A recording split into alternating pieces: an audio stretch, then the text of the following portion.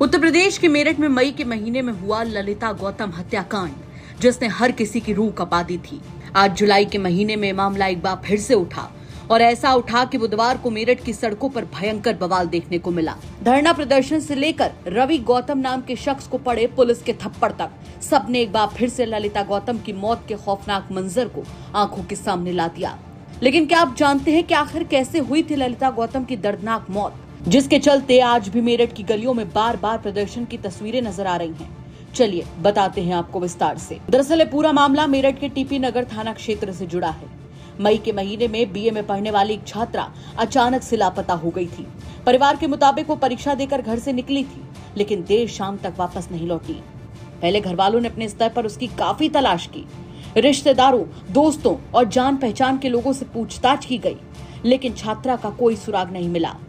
जब काफी खोजबीन के बाद भी बेटी ललिता गौतम का पता नहीं चला, तब घर वालों ने पुलिस से संपर्क किया और गुमशुदगी की रिपोर्ट दर्ज करवाई। घर वालों ने उसी समय अंकुश नाम के एक लड़के पर शक भी जताया था। गुमशुदगी दर्ज होने के अगले ही दिन इस मामले ने बेहद दर्दनाक मोड़ ले लिया। रोटा थाना क्षेत्र के उकसिया गांव के पास गन्ने के खेत में एक लड़की का अर्धनग्न शव मिलने की सूचना मिली। सूचना मिलते ही पुलिस मौके पर पहुंची और पूरे इलाके को घेर लिया। घटना की गंभीरता को देखते हुए फोरेंसिक टीम को भी बुलाया गया, जिसने मौके से जरूरी साक्ष्य जुटाए। करीब 1 घंटे की जांच और पहचान की प्रक्रिया के बाद ये साफ हो गया कि खेत में मिला शव उसी लापता छात्रा का था। जैसे ही खबर परिवार तक पहुंची, घर में मातम छा गया। घर वालों का रो रो कर बुरा हाल था। उन्होंने आरोप लगाया कि उनकी बेटी के साथ पहले दरिंदगी की गई और फिर उसकी हत्या कर दी गई। हालांकि उस समय पुलिस ने कहा था कि पोस्टमार्टम रिपोर्ट और अन्य साक्ष्यों के आधार पर सभी पहलुओं की जांच की जाएगी और बिना जांच पूरी हुए किसी नतीजे पर नहीं पहुंचा जाएगा। इस घटना की खबर फैलते ही इलाके में भारी भीड़ जमा हो गई थी। लोगों में गुस्सा था और सभी जल्द से जल्द आरोपियों की गिरफ्तारी की मांग कर रहे थे। इसी दौरान भीम आर्मी के कार्यकर्ता भी थाने पहुंचे और उन्होंने प्रदर्शन किया। प्रदर्शन के दौरान पुलिस और प्रदर्शनकारियों के बीच काफी तनाव देखने को मिला। मामला इतना बढ़ गया कि पुलिस को अतिरिक्त सुरक्षा व्यवस्था करनी पड़ी। उधर पुलिस ने जांच तेज करते हुए सबसे पहले उन लोगों से पूछताछ शुरू की जिन पर परिवार ने शक जताया था। सीसीटीवी कैमरों की फुटेज खंगाली गई, मोबाइल कॉल डिटेल्स और अन्य तकनीकी साक्ष्यों की जांच की गई। जांच के दौरान अंकुश नाम का लड़का पुलिस की रडार पर आया। पुलिस ने उसकी तलाश के लिए कई टीमें बनाई और कुछ ही समय बाद उसे हिरासत में ले लिया गया। पूछताछ के दौरान आरोपी ने जो कहानी बताई, उसने सभी को चौंका दिया। पुलिस के मुताबिक आरोपी और छात्रा के बीच पहले से प्रेम संबंध थे। घटना वाले दिन दोनों साथ गए थे। आरोपी का कहना था कि उसने छात्रा का मोबाइल फोन देखा, जिसमें उसे किसी दूसरे लड़कों से बातचीत और संपर्क होने का शक हुआ। इसी बात को लेकर दोनों के बीच विवाद हुआ। आरोपी ने दावा किया कि गुस्से में आकर उसने छात्रा की हत्या कर दी। पुलिस ने बताया कि आरोपी ने पूछताछ में अपना जुर्म कबूल किया था। हालांकि पुलिस ने यह भी कहा था कि मामले के हर पहलू पर जांच की जा रही है और पोस्टमार्टम रिपोर्ट सहित सभी वैज्ञानिक साक्ष्यों को जांच का हिस्सा बनाया जाएगा। इस मामले में मेरठ पुलिस ने भी जानकारी दी थी। हालांकि इस मामले में पुलिस ने आरोपियों को गिरफ्तार करके जांच आगे बढ़ाई थी, लेकिन इस घटना ने मेरठ ही नहीं बल्कि पूरे प्रदेश को झकझोर कर रख दिया था। अब एक बार फिर से मामला चर्चा में है। प्रदर्शन कर रहे लोगों का कहना है कि मामले में बाकी लोगों की भी संलिप्तता थी और पुलिस इस ओर ध्यान नहीं दे रही है। तो वहीं दूसरी ओर पुलिस का कहना है कि कुछ असामाजिक तत्वों द्वारा परिवार को बरगलाने की कोशिश की जा रही है। देखिए, 15 मई को एक महिला थाना टीपी नगर क्षेत्र से गुमशुदा हुई थी, जिनके परिजनों द्वारा 16 मई को थाना टीपी नगर पर सूचना दी गई थी। 17 मई को इनका शव थाना रोहटा के ग्राम से प्राप्त हुआ था। इनकी तत्काल शिनाख्त की गई थी। सीसीटीवी में जो चैन था जिसके साथ में ये जाति दिखाई पड़ रही थी, उस पर नामजद मुकदमा लिखा गया था। इलेक्ट्रॉनिक इनपुट्स के आधार पर और सीसीटीवी की ट्रेल के आधार पर मुकदमे का सफल अनावरण किया गया था। इसकी विवेचना क्षेत्राधिकारी ब्रह्मपुरी के द्वारा की जा रही थी। इसमें पुलिस की तरफ से ही 2 अन्य नाम सामने आए थे जिन्होंने साक्ष्य मिटाने का कार्य किया था। उन पर भी धाराएं बढ़ाई गई थी और उनके खिलाफ भी आवश्यक विधिक कार्रवाई की गई थी। इसमें लगातार परिवारीजनों से विवेचक की, थाना प्रभारियों की, क्षेत्राधिकारी सिविल लाइन की और अन्य अधिकारियों की वार्ता हो रही थी।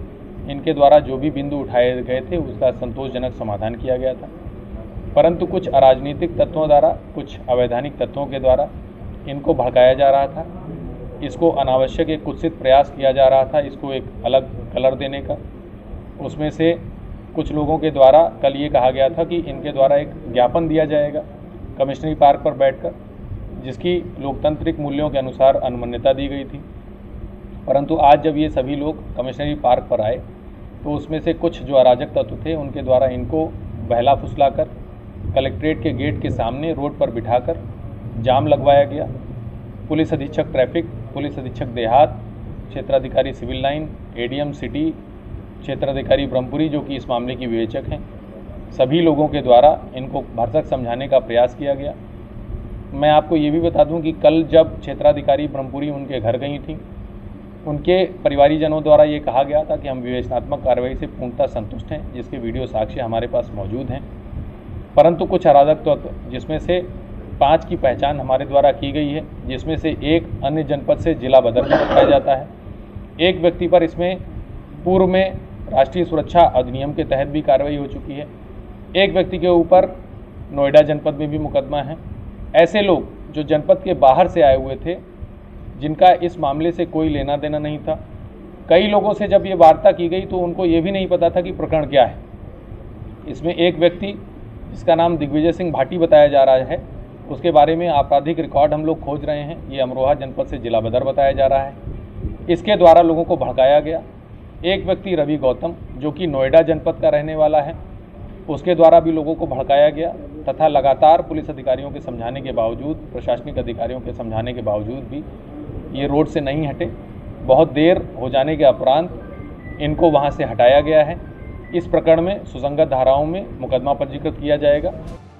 सच क्या है ये तो जांच का मुद्दा है, लेकिन एक बात तो तय है कि इस मामले ने एक बार फिर से तूड़ पकड़ लिया है, जिसके चलते राजनीतिक और सामाजिक स्तर पर भी ये मुद्दा काफी ज्यादा गर्मा गया है। क्या कहेंगे आप इस खबर पर कमेंट करके जरूर बताएं। मेरठ से उस्मान चौधरी की रिपोर्ट, यूपी तक। पवन जी, एक बात होती है, क्या आपको कभी ऑफर नहीं आया बीजेपी की तरफ से? बहुत बार आया। आया। कैसा आया? आया। क्या ऑफर आया? आया, हमने बताया था राष्ट्रीय अध्यक्ष जी को। आया। किस तरह का ऑफर आया? मतलब सब आया, विधायक मंत्री सब आया। जानते हैं, ये भी घटना बता दें आपको, हम मेरे पिताजी, जैसे मैंने राजनीति शुरुआत की तो मेरे पिताजी कभी नहीं चाहते थे, लेकिन जब मैंने राजनीति में मैं प्रवेश कर गया, लखनऊ डिस्ट्रिक्ट उपाध्यक्ष हो गया, तो ये भी बहुत महत्वपूर्ण घटना है। नेताजी का फैजाबाद आगमन था,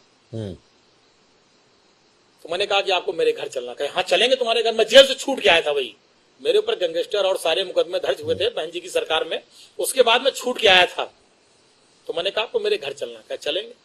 नेताजी मेरे घर आए, अंगूरीबाग कॉलोनी में। मेरी माताजी ने खाना बनाया था। नेताजी ने, जो मेरी माताजी ने बनाया था, पूड़ी सब्जी, दही कचौड़ी, दही बड़ा जो था, सब खाया। नेताजी ने बैठ के पूरा आराम से सब खाया, और खाने के बाद कहा कि और कुछ बना है? तो हमने मम्मी बुलाया अपनी माता जी को, तो उन्होंने पूछा क्या नाम है आपका? कहने मेरा नाम गीता। कहने बताइए कुछ और बना है? कहने जो बना था सब खिला दिया। फिर उन्होंने, मेरी माता जी ने कहा नेताजी से, ये पढ़ते लिखते नहीं है, क्या होगा इनका? नेताजी ने कहा पवन के कारण आज मुलायम सिंह यादव इस दरवाजे पर आए हैं, और देखना वो एक दिन वो भी आएगा। आज मेरे आने पे डीएम कप्तान बाहर खड़े हैं, एक दिन पवन भी आगे जाएगा, डीएम कप्तान भी बाहर खड़े होंगे, पवन बड़ा आदमी नेता बनेगा। और मुझे नेताजी ने बनाया, उस स्थान पे पहुंचाया। ऐसे थे धरती पुत्र मुलायम सिंह यादव जी। तो उसी दिन से मेरी माता पिता, मेरे पूरा परिवार का एक लगाव है नेताजी के परिवार से। जब ये सब बातें आई कुछ लोगों ने कि भाजपा ये सब, तो मेरे पिताजी ने तुरंत मुझको फोन किया, कहा जीवन में भूल न करना, जीवन में गलती न करना।